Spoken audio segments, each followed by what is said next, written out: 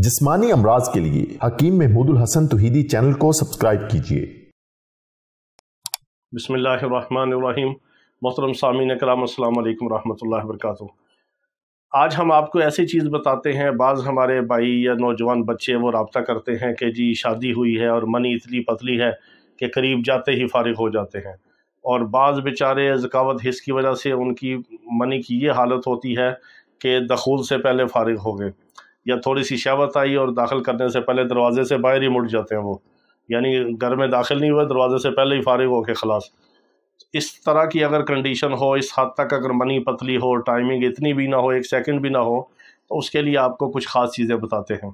क्योंकि हमारा जो ज़िंदगी का मिशन है कि आपकी जान बच जाए, आपका माल बच जाए, आपकी सेहत बच जाए।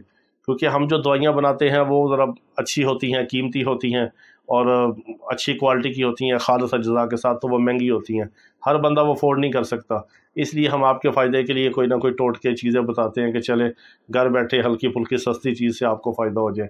फिर भी अगर किसी को फ़ायदा नहीं होता तो वो अपना इलाज करवा ले, आपके करीब कोई अच्छे तबीब हैं उनसे इलाज करवा ले।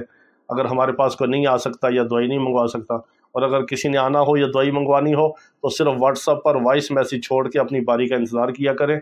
इलाज के हवाले से, दवाई के हवाले से, या किसी ने इलाज के लिए मशवरा करना हो, बस वो वीडियो के हवाले से कोई सवाल करना या कोई बात ना समझ आए पूछना, या उसके बारे में बार बार सवाल करना, उसके लिए सिर्फ आप कमेंट्स करके उसका जवाब ले सकते हैं। उसके लिए ना कॉल किया करें, ना वॉइस मैसेज व्हाट्सएप पे छोड़ा करें। मसरूफियत होती है तो कॉल्स वगैरह अटेंड नहीं होती।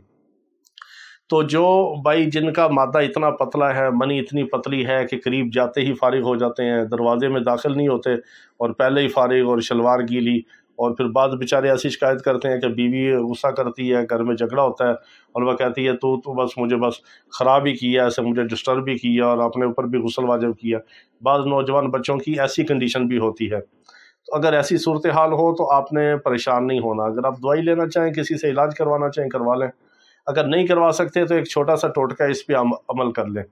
गूंद किकर आपको हर पंसारी से मिल जाएगी, कोई ज़्यादा महंगी नहीं है, नॉर्मल सी आप 200-400 की ले लें गूंद किकर।